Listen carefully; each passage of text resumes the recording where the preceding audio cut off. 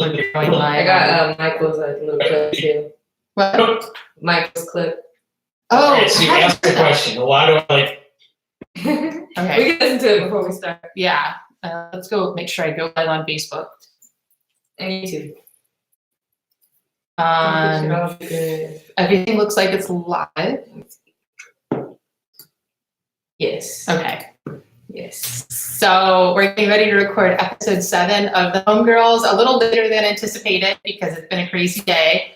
But meanwhile, after this episode, if you want to listen to more HomeGirls, you can find episode 6 on Apple Podcast, Stitcher, and Spotify, right? Yes. Yeah. So you can listen to HomeGirls forever.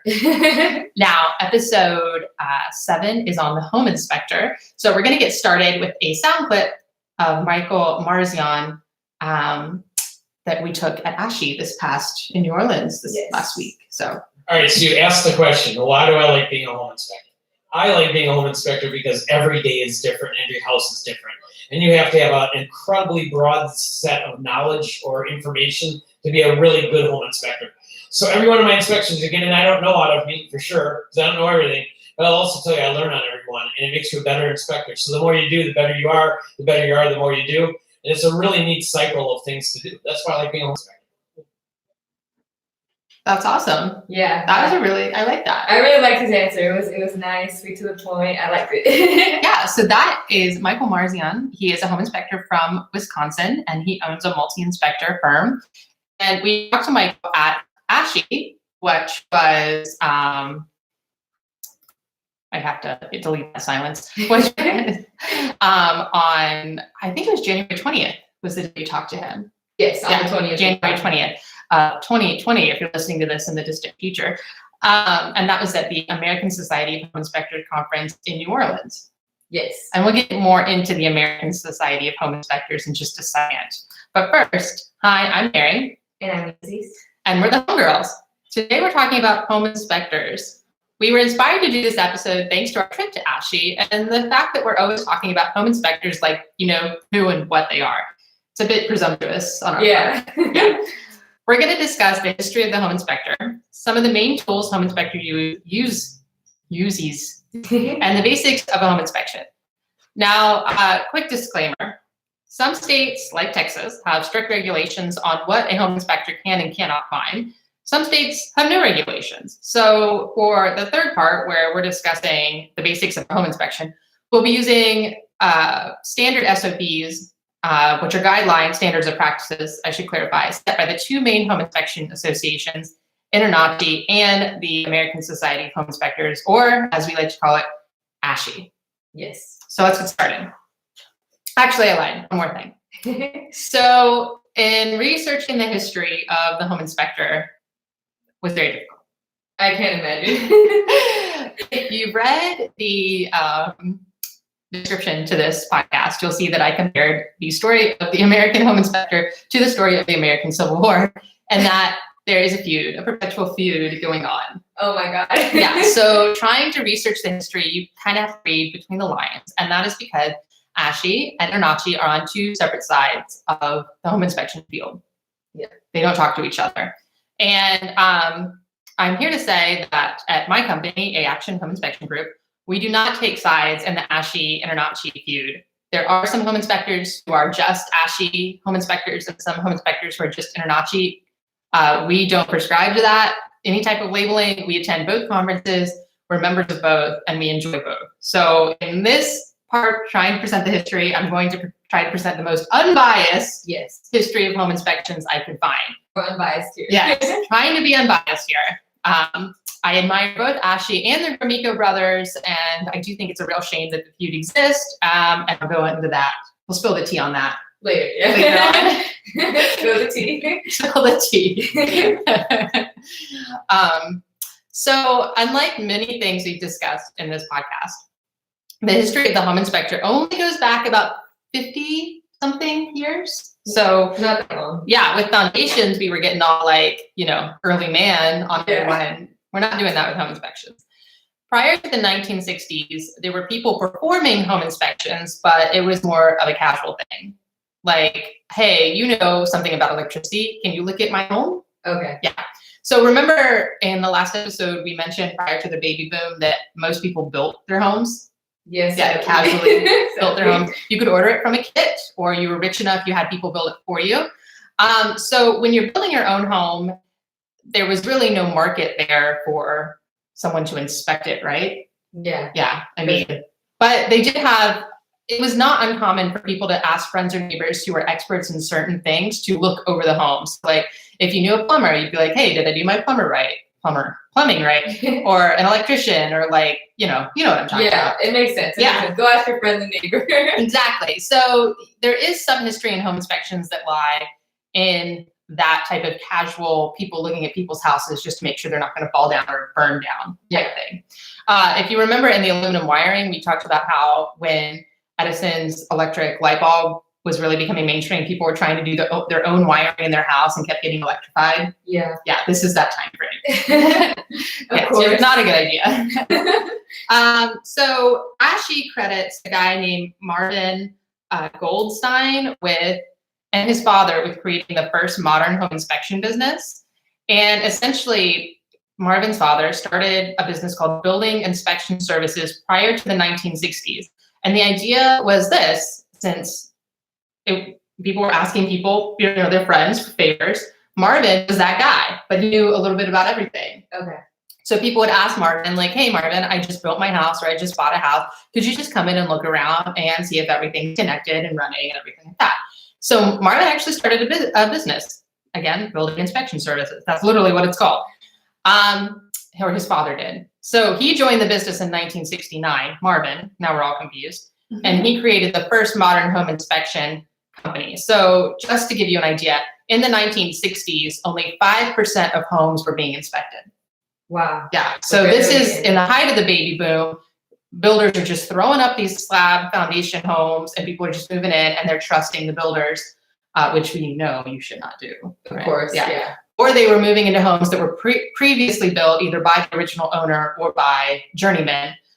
So, I guess they were just people were trusting. It's hit or miss. Yeah. So when Marvin joins his father's home inspection business in 1969, he really starts to take it to the next level as far as an actual business and less of a casual thing. Okay. So that's why he's credited by Ashley as creating the first professional home inspection company. Nice. Now, as the 60s and 70s progressed, the Federal Housing Administration, the FHA, we all know them well in the real estate business, began to require all homes covered by an FHA loan to be inspected for plumbing, electrical, heating, roofing, and termites before the loan could be approved. So that's a big game changer. Yeah.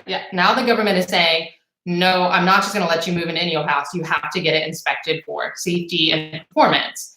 Now that single requirement by the FHA increased the demand for home inspectors as realtors became tired of having to call each individual professional out to a home. So if you had an FHA loan, the realtor was having to call, the realtor, the real estate professional. Yeah, I shouldn't say it. I just shouldn't say it. People get mad at me when I say realtor. The realtor, the real estate professional, was having to call out a plumber, an electrician, HVAC guy, a roof guy, and a termite guy. And that was just like, no, I don't want to do this. That sounds just. And we got 10 days. This is like 35 people, Yeah. So that's when the whole idea of what if we just had one person to do all of this for us. So Marvin's kind of, he's over there. I think it's in Philadelphia. This is really weird. Ashley was not specific in where Marvin started his business. Yeah, I feel like they should say that. Yeah, I feel like that's an important detail. Yeah. I did look him up. He's still alive, and he's in Pennsylvania. So let's just assume he started the business in Pennsylvania. That's cool. We gotta email him or something. Yeah, Marvin, if you're listening, please fill in this gap in your history here. So let's say Marvin's starting his business in Pennsylvania, and meanwhile, as the decade of the 60s and 70s progressed, suddenly it's not just Marvin, but other guys are getting in the game because there's this requirement. Yeah.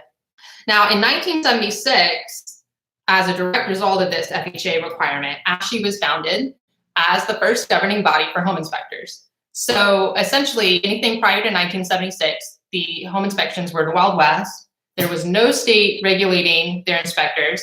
So ASHI set about creating a system of standards for inspectors to follow. They're coming in, laying the boom down. Okay. So because these guys were just going to a house and be like, the lights turn on, the toilets They were flush. just doing like whatever. Whatever, literally whatever. And there's no standard report form. So that's why in 1976, actually, not only did they decide to form, but they decide to make these standards of practices. Now in 1985, I am finally proud to say Texas did something right. In 1985, Texas became the first state to regulate home inspectors. Yay. Yeah, first. Finally. Yeah, finally, I'm not talking about something we did wrong. Right. So yeah, Texas is the first state, and we're still one of the most heavily regulated states. 30 other states in the union now have regulations, but I'll talk about them later. So then, we're now jumping to we'll go back a year to 1984. So 1985, Texas becomes the first state to regulate. It's actually because in 1984, there was a legal case called Easton versus Strasburger. And the property was purchased for $170,000 in 1976, and it was discovered that the property had a soil issue and it experienced extensive damage due to a landslide just prior to the sale. This is in California, by the way. The buyer, Easton, sues the seller and the seller's agent for fraudulent concealment and intentional and negligent misrepresentation, essentially saying that the landslide should have been a disclosure. Okay. Now, the California Court of Appeals sent a message loud and clear that agents and brokers had a duty to conduct due diligence and disclose facts materially affecting the value of the property.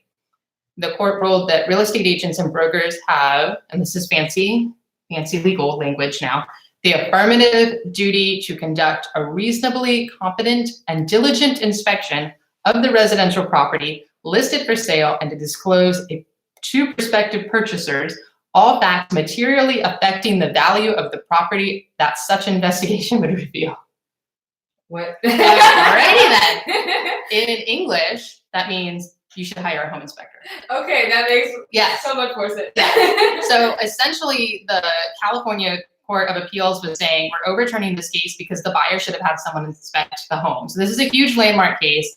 It increased the responsibility and liability of the real estate agent and also led to the realization that they could better serve their clients and reduce their liability by referring independent home inspectors to provide inspection of the property. So basically in 1984, this legal case is saying it's the burden lies on the real estate professional to ensure that their client is moving into a good home. And so the real estate professional is like, no, we need to pass this blame on to someone else. Yeah. And that's when the demand for home inspectors increased. Yeah, so I'm guessing they were getting a lot of backlash. All right, are you ready for some tea? Yes, I'm ready to spill it. What's the tea? Spilling the tea. Some Wendy Williams happening right now. All right, so at some point, ASHI began to get more political and divisive amongst home inspectors. I cannot, in my research, pinpoint a date, exact date, like when things really started to get nasty. Yeah. From what I can tell, it happened in the late 1980s or early 1990s. And that is when a member of ASHI named Nick Grimico and his brother, Ben Grimico, decided to break away from ASHI and create their own inspection organization called InterNACHI. Okay. So at some point in this political division that happens in ASHI, and I don't really know if it was all politics. It might have been like some sort of social division, some sort of breakdown of relationship. It's really hard to figure out what happened. Yeah. And if you ask people in ASHI, they will tell you that Nick Grimico did this, Nick Grimico did that, blah, blah, blah. But to Nick Grimico's credit, he has really never said what happened. Yeah. So no one knows. Yeah, no one really knows what happened. But they did decide to break away and create InterNACHI. And it caused, as I mentioned, essentially a civil war in the home inspection industry, with inspectors taking sides, claiming themselves to be ASHI inspectors or NACHI inspectors. Okay. Not InterNACHI, they call themselves NACHI. Yes. Okay. So there's also, I want to reiterate, third parties like my company who don't take any sides and use both ASHI and InterNACHI. So I'm not saying every home inspector in the United States is split. Yeah. I'm saying that there was a big, at that time in the 80s and 90s, there was a big split in ideology. Yeah. And you still find it. So when we were in ASHI last week, Chris was talking about another home inspector that like, oh, you should attend the InterNACHI conference in October. It's good to see how both sides operate. And this old guy who we weren't even talking to broke in, it was like, Negro Miko, blah, blah, blah, blah, blah. And Chris was like, dude, you know Chris Murphy. He's like, I don't even want to hear it. And Chris legit walked away from this dude. So dramatic. Yeah, he was still complaining about Negro Miko. Chris was like, I don't even want to hear it. He said, I'll walked away. I don't have time for this nonsense. It was like, when was the 90s? Like almost 30 years ago now? Yeah, I wasn't even born. Yeah, it's old news. Nick Gromyko made millions and millions of dollars. He left all the way to the ATM. So Ashley needs to just quit. Yeah, he's fine. He's doing great. He's fine. He's doing fine. He's doing more than fine. Ashley needs to calm down. So anyway, and again, I was not trashing on Ashley there. I'm just saying they need to calm down. We love both. We love both. We love you both. We love you both. So yeah, there's still people in Ashley who get angry when you mention the Gromyko brothers. But the truth is, Ashley and Internachi are such different platforms, and the Gromyko brothers really build a quality program that helps inspectors all over the country and the world really get their educational hours for an affordable price. Yeah. So Internachi has a wealth of resources that Ashley doesn't have, and Ashley has a wealth of resources that Internachi doesn't have. I feel like I'm digging myself into a hole here, so I'm just going to. They both have their benefits. Yeah, they both have their benefits. I'm just going to end it there. And I need to check the boards to see if we get any angry comments from the Internachi guy after that spiel. So yeah, nice and short history because the profession hasn't really been around that long. But let's continue our exploration of the home inspector, and the home inspector, the discussion of their tools. I'll hand it to you. Okay, cool. So I'm going to be talking about the tools they use. I'm not going to talk about every tool because I'll be sitting here for who knows how long trying to It's like a 4-hour long. But like Chris Murphy, does he have a YouTube video? Yes. So we do have a YouTube video talking about our whole toolbox. So if y'all want to get more details, head to that video because I will say I am not an expert, guys. I did my research and I'm just going to say the research.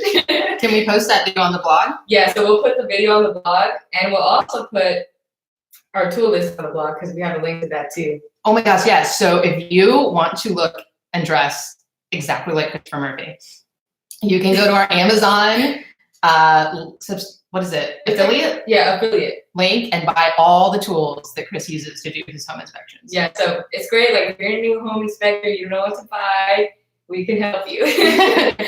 Okay, so according to my research, home inspectors are actually required to use only a few types of tools. So a home inspector could carry like a flashlight and a GFCI tester, and that's all he really needs. But home inspectors actually use, as we know, many types of different equipment. And I guess that adds to the value of their inspection. So the more tools, in my opinion, the better. And sometimes some tools are used because it makes the inspection process easier or faster for the inspector. So I'm going to start off by talking about electrical testers. So inspectors use a variety of electrical testers depending on their preference, and electrical testers are widely used. But these ones specifically, they usually do test for GFCI devices and search for other defects. These regular electrical testers do not test for defective AFCI devices that are usually in newer homes, I'm guessing. Yeah. So, and then the other electrical tester, of course, is the AFCI and the GFCI tester. And this specific type of electrical tester checks for proper operation of both arc fault and ground fault circuit interrupter devices. I did not know what that was, so I had to search it. So an arc fault is a high power discharge of electricity between two or more conductors. And this discharge generates heat, which can break down the wire's insulation and trigger an electrical fire. And a ground fault is an inadvertent, I don't know if I said that right, contact between an energized conductor and ground or equipment frame. And the return path of the fault current is through the grounding system and any personnel or equipment that becomes part of that system. So ground faults are frequently the result of insulation breakdown. So a GFCI is, when you're in the bathroom and you plug in your hair dryer. Yeah, and you like press that. Yes. Right? Okay. Yeah, that's a GFCI. That's what I thought. Yeah. Okay, cool. So there are specific testers for each of these also that confirm that like the protection devices are working properly, so there's no electrical fires or anything. So the next tool I'll talk about is the voltage indicator, and this specific tool is used to determine whether any voltage is present in a device or in any wiring. Apparently, though, it does have limited accuracy and may give positive readings where no house current is present, but levels of like harmless static are there. So they're not 100% reliable, but they still work. They should work. Okay. And then another tool was the electrical tester. So this tool is for the presence of 120 volt and 240 volt electrical current, and it's useful for testing electrical receptacles for dryers when there's no dryer in the house. So sometimes when they do inspections, there's no dryer there. Receptacles. And okay, so the next tool is a very popular tool. It's a flashlight. Everyone has to have a flashlight. Yes. If you don't have a flashlight, something's wrong. And actually, Chris Murphy always says, if you don't want to buy the fancy tools as a home inspector, all you need is a flashlight and a screwdriver. Exactly. And actually, Chris was getting made fun of because he carries his flashlight around with him everywhere. Yeah, it blinds him sometimes. I've seen it happen. It does blind him sometimes. It has like a button on the bottom of it, and he'll accidentally press it, and like the strobe lights will go off. And he's like, what? But anyways, yeah, so every home inspector should have a flashlight. And these are obviously useful for seeing in dark areas, so like closets or like attics or places you might not be able to reach. The flashlight is useful. Yeah, so it's basically, a home inspector has to work with his eye, and the flashlight enhances that. Yes. So the next tool is a gas detector. I don't know how accurate this is, but this tool detects small amounts of combustible gas. And apparently most inspectors don't really use these because you can smell like it. Well, it's a little controversial, actually. Yeah. We use gas leak detectors, but the caulking, if you're in a new build and they just caulked around certain things, the caulking actually off gases, and that can set off a gas leak detector. Oh, okay, so that can throw it off. Yeah, so, but I don't like the whole use your nose thing, only because water heaters leak a lot. Yeah, that's what I was thinking too. Like, if it was me, like, okay, I would not trust my nose. Like, Yeah, the water heater is actually the most dangerous because, especially in Texas, they tend to be in the attic, and that can cause carbon monoxide. Yeah, and we've seen a lot of those. Yeah, and since they're in our attic here, it just goes right to the master bedroom. Usually it's the first place it stops. So that's why the gas leak detector is important. I wouldn't just use your nose. Yeah, I mean, that's on you. That's on you, but I say don't do that. That's my opinion. Okay, so the next tool is a very important tool. You see us using this a lot. It's a moisture meter. So moisture meters come in two types, which are search and measure. So when using the meter in search mode, your inspector can find elevated moisture levels hidden behind a variety of materials like tile and vinyl. And it also helps find plumbing leaks hidden beneath your shower and bathroom floors. So when you use a meter in search mode, it allows inspectors to find these areas with elevated moisture, but it doesn't provide any measurements. But when using the meter in measure mode, it allows inspectors to actually measure the levels in materials by touching the material with the two pins. And we can put pictures of these because you might not know what I'm talking about, but there's like two little metal pins that come out. Pictures of everything at the Amazon affiliate. Yeah, there's pictures of everything there too. So, and some moisture meters, I was gonna say moisture meters, some moisture meters have both of these features, while some only have one or the other. So if you're gonna invest in this, check if they have that. You don't want to get one and not have the other. I don't know. Yeah. Well, I mean, I'm sure you could live without one of them. I think ours has both. I think so. Yeah. And it's called the Proteometer. I remember that. So if you're interested in knowing what moisture meter we use, which I said is Proteometer, go to our tool list, please. Okay, so the next one is also, well, this is not the thing I'm thinking about. This is an infrared thermometer. So this just tells the temperature of whatever you point it at using an infrared beam. So usually they'll point it like at the air register to check for differences in temperature. And then the infrared camera, that was a big one. That was a cool one. Yes, and that's very expensive. Yeah, it is very expensive. And you can check it out in a lot of our videos. I'll try to put videos related to the tools that I'm talking about because there are quite a few. Like, I know we have a flashlight one. There's like some FLIR ones, like comparisons and stuff. So I'll put that in there. But basically, infrared cameras form images using infrared radiation in a manner similar to the way a regular camera forms images using visible light. It's kind of like a thermal camera. I feel like it looks similar to that. Yeah, so it is a thermal camera. Yeah. It's a FLIR. It's what we use specifically, although you can buy cheaper or different Yeah, brands. because they're And they use it in all sorts of applications, defense applications, medical applications.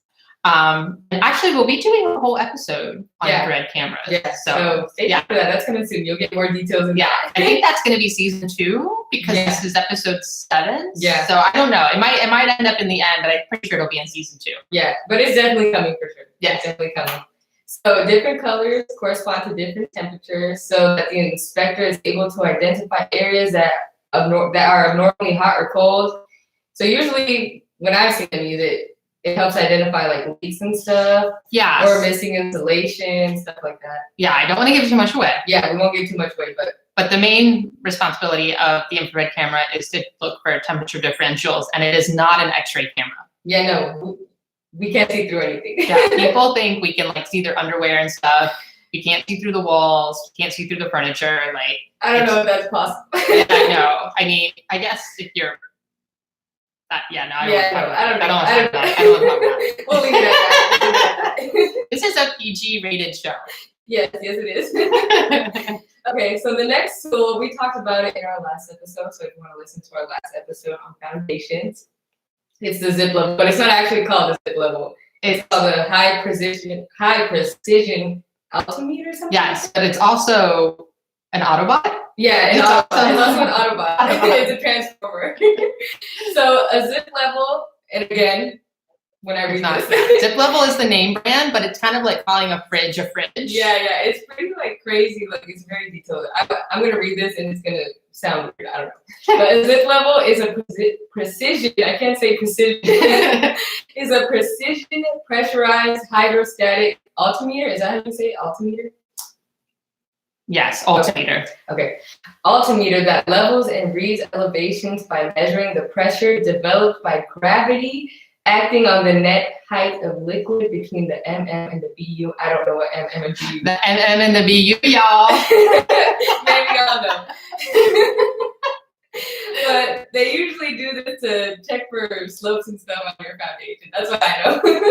Yeah, it's essentially looking for variances in the levels of your home. So yeah. I don't think all home inspectors carry this, right? no, and actually, technically you're supposed to be trained in it. Yeah, that's what I was thinking. But I know here. Yeah, here it doesn't really matter. Check your state. Yeah, check your state. Now that's the last one. Now, of course, these are all of the tools that we use. You know, there's ladders, we use drones and ShamWows and stuff like that. So if you're really interested in seeing all that, I'm gonna plug this in here again. Go to our Amazon affiliate and check out all the tools there. Well, and you don't need all of these tools to be a home inspector. Yeah, So like I said in the beginning. Yeah, don't think you're less of a home inspector if you don't have them. But it is a small sampling of what we use. Yeah, you can slowly build up. Yes. You know, start off with a few and make your way up from there. Because some of these are really big ticket items. Yeah, like the infrared camera, it's outrageous. It can be, so we have a cheap one that was like $200. Yeah. And then we have, only one of our guys carries the cheap one because he wanted a mobile one. The real small FLIR, you can actually wear like a necklace and hold it up. But our other guys use the $5,000 each one. Yeah, $5,000. Yeah. We have a comparison video on the $5,000 one and the $200 one. If y'all want to see that, they're both pretty good, but they're expensive. Yes, yeah. So basically just use your common sense when you're building your toolbox. And if you are a buyer who's listening to this or a real estate professional who's listening to this, just because the home inspector doesn't have those tools doesn't mean he's going to do less of a home inspection. Yeah, of course. But as Christopher Murphy says, you don't get the dough unless you put on the show. That's right. All right, cool. So like I mentioned, there's 30 states in the union that require a home inspector to be licensed. So I'm going to go ahead and list those. If you hear your state, cheer. I don't know. Washington State, Nevada, Arizona, New Mexico, Texas, Oklahoma, Arkansas, Louisiana, Mississippi, Alabama, Tennessee, Florida, South Carolina, North Carolina, Kentucky, Indiana, Ohio, Illinois, Wisconsin, Maryland, New Jersey, New York, Connecticut, Massachusetts, New Hampshire, South Dakota, North Dakota, Hawaii, Illinois, and for some reason I have Wisconsin twice. So I missed a 19. state. So 19. I missed a state. Oh, you forgot one. You forgot one. Yeah, there's one more state because I said 30 and only listed 29. So I don't know what that missing state is. If you get the missing state. That state is a state of denial is what it is. State of denial. State of denial. So anyway, those are the states that require home inspectors to be licensed. Now, a big thing to know is all those licenses are different. Okay. So just because you're licensed in Texas and you hold a home inspector license in Texas doesn't mean you can go and practice in Washington State or Nevada. You'd have to get an additional home inspector license to practice, kind of like a lawyer. Or a teacher, right? Oh, yeah, or a teacher. That's a good one, yeah. So, and the other thing is the laws in Texas for home inspectors are going to be different in another state as well. So even though the state's regulated, all the regulations are different because we are 5 separate entities in one giant country, and we like to make things difficult. Yeah, that sounds confusing. And so if there's 30 states that are licensed and regulated, that means there are 20 states that are still the Wild West. Okay, wow. And 20 states where you can pretty much do whatever you want as a home inspector. That means there's no regulated form. There's no regulated test you have to take or anything like that. And in those 20 states, they do tend to follow more of the ASHI or InterNACHI requirements because it just makes sense to have something to go by, you know. Yeah. Does that make sense? Yeah, Yeah. I think so. So also good big thing to know is just because your state is licensed does not mean the inspectors have a set standards of practices or a standard report form. In Texas, we're governed by the Texas Real Estate Commission, called TREC, that issues their own set of standards of practices and reporting form. But again, each state is different because the United States be like that. It'd be like that. They'd be like that, yeah. So in this section, which is where I want to talk about what a home inspector should be looking for, I'm going to base the inspection of the home off the ASHI and InterNACHI SOPs because these SOPs are so basic, and from what I can tell, most regulated states follow the same pattern more or less. Okay, so they're all pretty similar. Yeah, so it's just a basic outline of what, if you're a buyer, your home inspector should be looking for. So we'll start with ASHI. And ASHI has a code of ethics and an SOP. And they require, by the way, if you're a member of ASHI and you break one of these code of ethics or SOP, they don't care if you're regulated in your state, they will still punish you on their own level. And their capacity of being able to punish you, which is not something that can be civil or criminal. It's just an ASHI punishment. Okay, so like within the organization. Within the organization. So Okay. take that as you will. If you're in a regulated state and you mess up the ASHI SOPs, the state doesn't care. Yeah, you'll be okay. Yeah, if you're in an unregulated state and mess up the ASHI SOPs, the state doesn't care. Okay. But if you're an ASHI member and they hear about you messing up their SOPs or standards of practices, they do care. I feel like that's one big circle of nonsense. Yes. Actually, will care. Your state won't. Exactly. There. Thank you, ECs. Thank you for translating. Yeah. So basically, ASHI is saying that the inspector should inspect the foundation and framing of the home, the crawl space, if there's one present, attics, floor structure, wall structure, ceiling structure, and roof. ASHI says the inspector is not required to provide engineering or architectural services, offer an opinion about the adequacy of structural systems and components, enter a dangerous crawl space, which ASHI defines as one less than 24 inches. Interesting, the state of Texas describes a dangerous crawl space as one that's less than 18 inches. Oh. Yeah, so there's a difference. Yeah. That's why you always need to check with your state. And basically, ASHI says you need to inspect the exterior, the roof, the plumbing, the electrical, the air conditioning, the heating system, the interior, which means wall, ceilings, floors, steps, stairways, and rails, countertops, and cabinets. Interesting, in Texas, you don't have to inspect the cabinets. Oh. Yeah, you can say they're defective, but you don't have to like open and shut all of them. Oh, okay. ASHI also says you need to inspect the insulation and ventilation of the home, fireplace, and I think that's it. So pretty standard, basics. And again, a lot of states base their rules off of these. Yeah. Let's take a look at InterNACHI. InterNACHI also has standards of ethics and an SOP. And so once again, if you break InterNACHI's rules and you're an InterNACHI member, you might be subject to InterNACHI punishment. but your state's not going to care. That's not so scary. Yeah. Punishment. But also not really, because like for both Ashley and Internachi, you're paying dues to them. So It's like their loss. yeah, I mean, it's like they can't, there's nothing civil or criminal they can do to you. Yeah. So, ooh. You'll be fine. In your Yeah, state. you'll be fine. You'll be fine. You'll be fine at home. Yeah, you'll be fine. So, the ASHI definition is a little bit more, like a bit more, I don't know how to describe it. Their scope is not as wide as the ASHI definition. Does that make sense? Yeah. So International has a more strict interpretation of what a home inspector can and cannot do. And basically, they remind the home inspector that the inspection is not exhaustive, meaning the inspector can't find anything. Internachi also addresses the inability to identify concealed or latent defects, which is a big one. Internachi also specifies there's no aesthetic concerns, and that an inspection does not determine the market value of the property or its marketability. So they're a lot more specific on what an inspector does not do. Okay. Where in ASHI's standards and SOPs are a little bit more broad. Again, nothing wrong with that. So Internachi asked the inspector to do the roof, exterior, basement, foundation, crawl space and structure, heating, cooling, plumbing, electrical, fireplace, attic, insulation, ventilation, doors, window, interior. Boom, just about the same as ASHI. Yeah. And the reason I wanted to read these standards of practices out to you is because no matter what state you live in, and if they're regulated, they're gonna follow pretty much the same template. Okay. Yeah, an unregulated state, that's why you want an inspector in an unregulated state to be an ASHI or Internachi member, because you know that they're following a certain template. Yeah, that makes sense. Yeah, I hope it does, because I feel like I'm talking in circles. No, it makes sense. Okay, good. Yeah, any questions for me?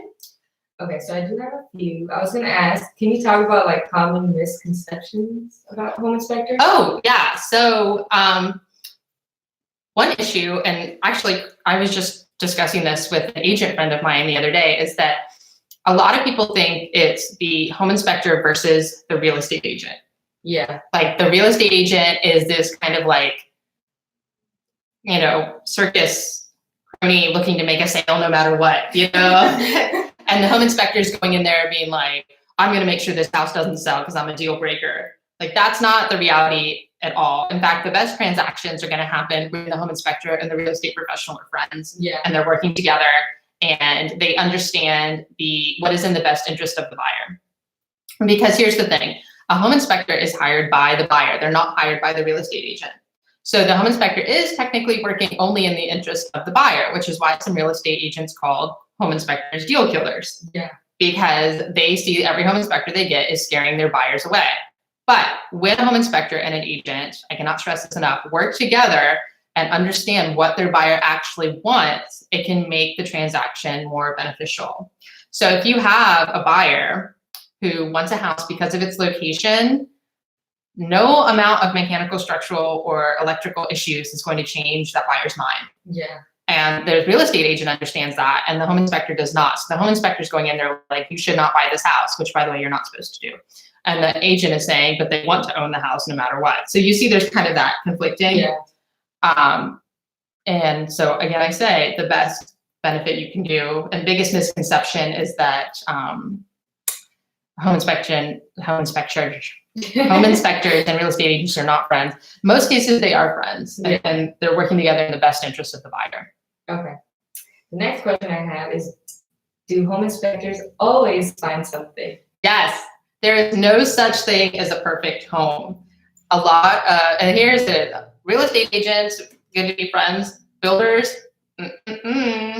builders are going to tell your client, if you're a real estate professional, they're going to tell your client they don't need a home inspector because they've got 30 separate city and county and state inspections done and the house is perfect.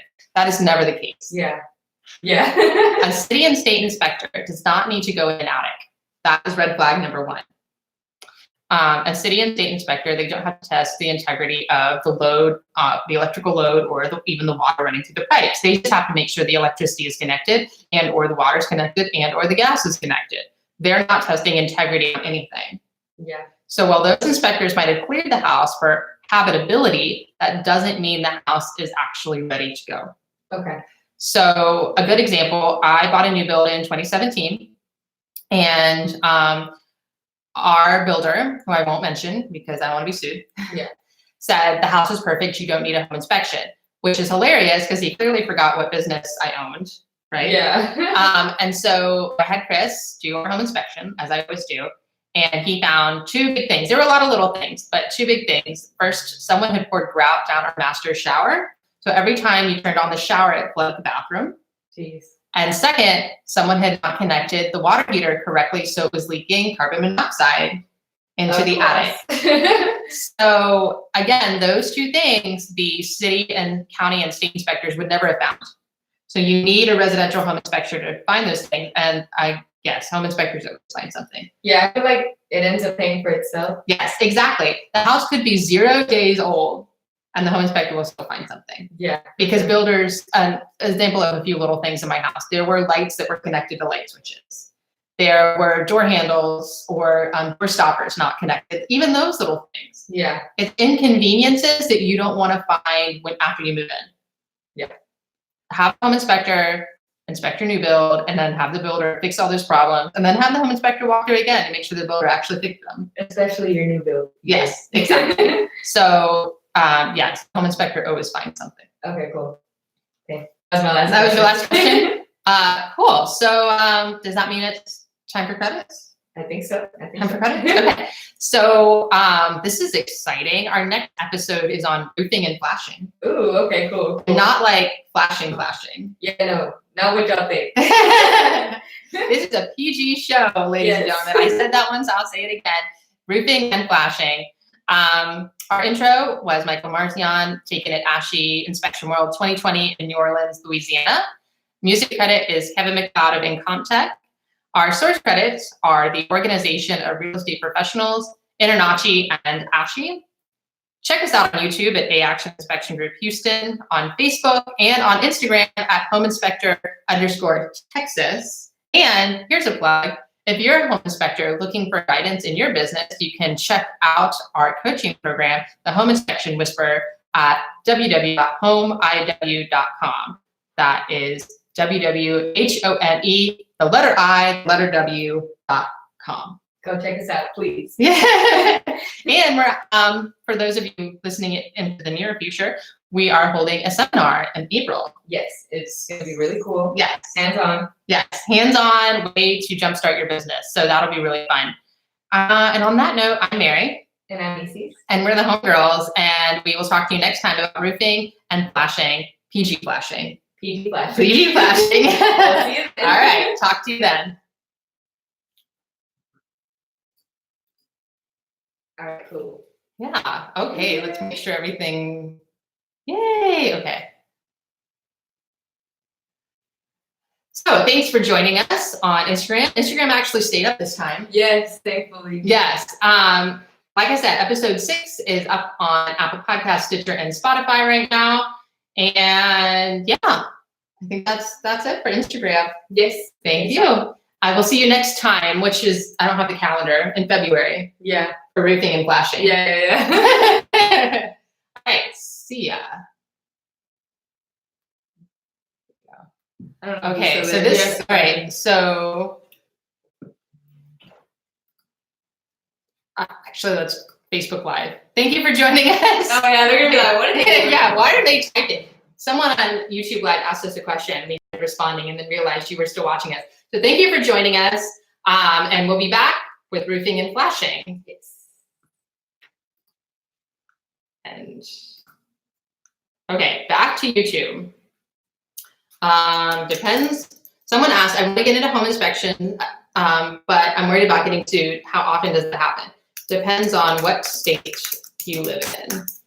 Texas has, I guess we should have answered this in the live. And everyone Yeah, I think it's fine. Yeah, okay. Texas has, it requires us to have litigation insurance.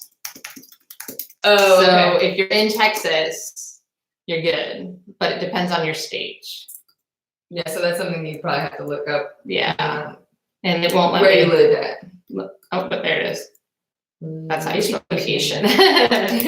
All right, cool. And JJ, if you have any more questions, feel free to reach out. I'm gonna end the live chat now, but feel free to reach out to us Leave another directly. comment, messages on Facebook. Yes, and we'll see you next time for roofing and flashing. Yes. There we go.